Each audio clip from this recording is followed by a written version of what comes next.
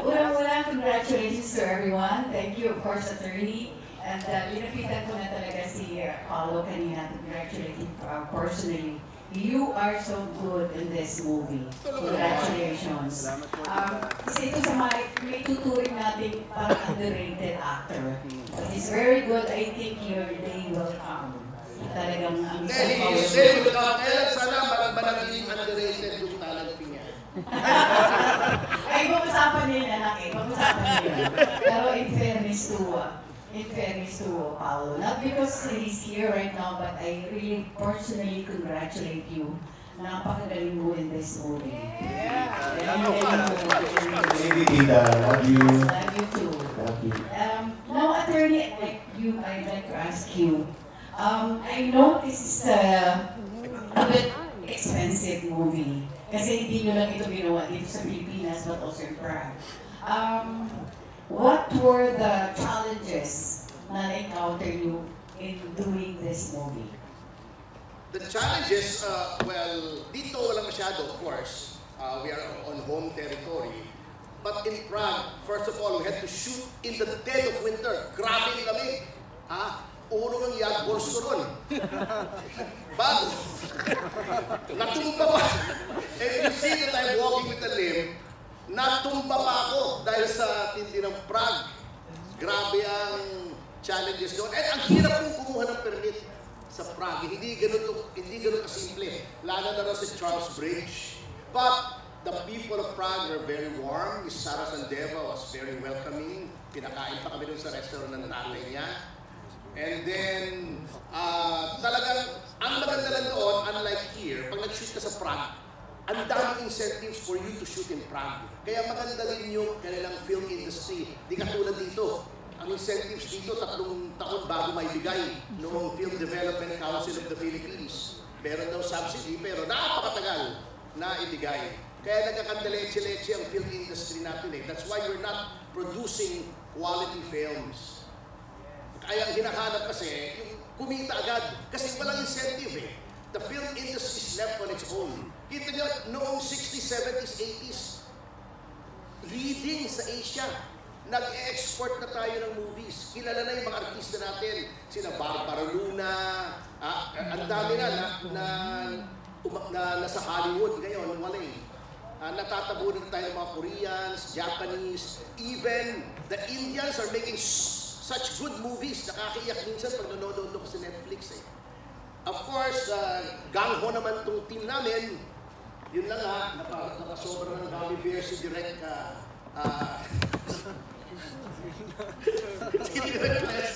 pero okay naman, tapos na naman yung shooting nung napasobra siya ng Gummy Bears doon.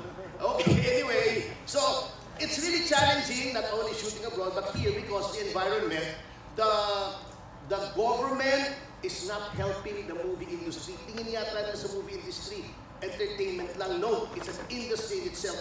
Katulad ng pinakita ng Bollywood, ng Hollywood. It can be a good income earner for the country.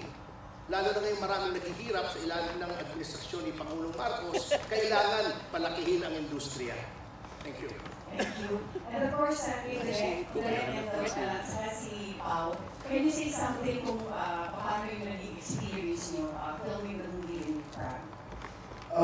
Well, una sa lahat, sobrang dream come true kasi tagal ko na talagang pinangarap na makagawa ng pelikula sa ibang bansa. Pero, siguro, ang nasasabi ko is, sobrang daig. Ang hirap pala mag-English na dire-diretso ng alam eh. Alam na nangihilig yung lahat ng practice sa katawan mo, ang hirap mag-English. Mahirap.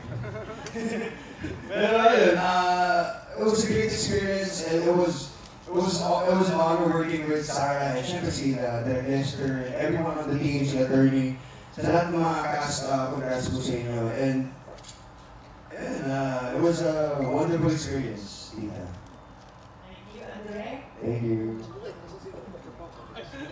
Ayun po. So, kayo experience kasi parang ilang beses pa lang po nung pagkatapos ng sakit ko. Nagkaroon ng problema before, kaya medyo scatter po ako magsalita. Tapos, nagulot ako kasi sa New Weather sa Pilipinas, napakainit. Nung shooting natin sa Puerto Galera. Tapos kung saan na, napakalalim naman. So, sobrang hirap pa, tapos may amas kasi for me. Parang may angas. So yun, medyo kayo experience, pero nakakatawa kasi welcome tayo sa Czech. Kasi po, binalikan kami doon ng ambassador ng Pilipinas. Nagkausap po kami doon at willing sila na tumulong na i-promote yung pelikula doon.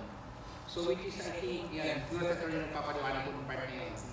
So yun po. Ano yung amats? Hindi po. Ambassador. Okay. Attorney, kailan ito papalabas sa mga sinihan?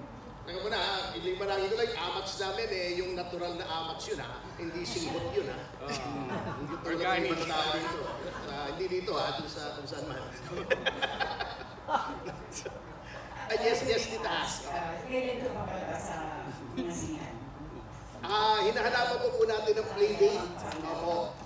Sapagkat alam niyo naman, dito at the competition is very intense. Hindi lang, not from Filipino movies, we welcome the Filipino movies. Yung mga foreign movies, tinatabunan tayo, alam niyo, sa Korea ngayon, iniiwasan ng mga foreign movies yung local movies, baliktad, dahil na-develop nila ang kanilang industriya. With the support of the government, naglagay ng batas, ng tax incentive, so much so that most of the chaebols there have a movie division. Talagang na-develop po nila yung kanilang movies. Tayo, wala Again, congratulations to everyone. Thank you. Sino bang host? Mama Des, yung trabaho dito. Alright, the next one will come from Tito John Cotanilla. Hi, John! Hello, Attorney. Nakita kanina. Congratulations. Napakaganda ng movie. Attorney, may plan ba na ipalabas to sa Prague? Sa September 5, ipalalabas siya as part of the ASEAN Film Festival sa Prague. So, some of us are going there.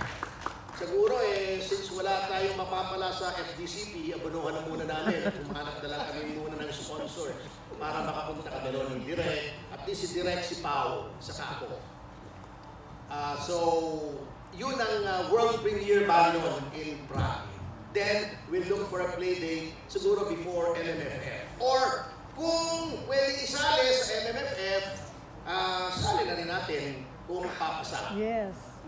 Kasi hindi naman counted pag nag-world premiere ka or non-revenue na preview katulad nito, hindi na siya counted dun sa rules ng MMFF na previously exhibited. May mga exemptions naman. Pinag-aralan namin. Sana lang, walang lumululunan naman na i-oppose na mga tulad ng Mama sa Palo, pin-review namin sa Baguio, yung ano ba yung inang production yun na kinontes pa. Si Raulo. Kaya walang nangyayari sa Ranggola. Kaya walang nangyayari sa Pilipino Grab mentality. Alam na nilang wala sa lugar, titira pa rin. Natuwa lang ako maraming awards yung Mama sa Pano Dindimado ko sana. Litok na yun Thank you, Attorney. Direk Lester naman. Direk Lester, kayo ba nahirapan i-direct yung mga foreign artists na nakatrabaho ninyo? Yes po. Actually sa professionally ko, ang dami ng katrabaho. Kaya nga lang, siyempre, yung culture na hindi ko sa kanila. Kasi sila siya time. Siya sila time. Pero, totoo yung karamihan, never ko nakita sa Sarah na yung script sa set. Hindi po sa'yo yung nag-memorize sa set. Pagpunta nila ng set, so lagi na po yung script. Simple naman kay Pao, ganoon din naman kay Pao. So, yun nga lang, siyempre, nasana tayo sa Pilipinas, sa Nissan. Lagi mo sigaw, script! Yung script! Lagi na nanarap yung script. Itong susunod po na ito, never ko nakita na may hawak na script. Yung mga ibang, maliban na ng kapitan ng Direk Paolo, magsino. May script kami nakakakuha ng activity. Pero yung mga artista po, okay naman. Pati yung production counterpart po sa Prague, okay po silang kausap. Napakadali po na kahit So, yun po.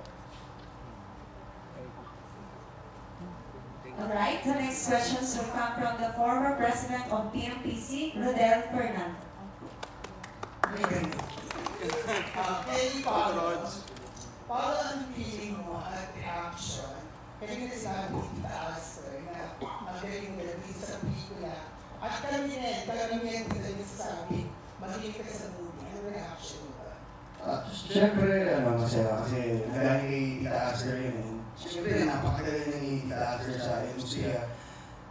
Pero, masaya lang ako. Pero siyempre yan, pasok tapos lang kasi lahat ng pelikulang ginagawa natin bilang artista, kahirap ng kahirap yan, hindi tumadali yung trabaho. So, kahit sabihin na, basta. Pero ano naman, thank you.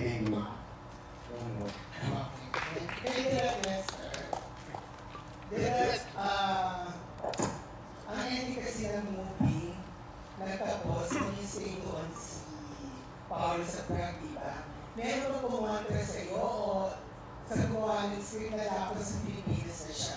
Sila mag-stay. Actually, kaya ako yung para sumasagot ko niya. Kasi sinabi ko yung story ng pelikula. Cardi. Tagal lang sinasabi ni Pao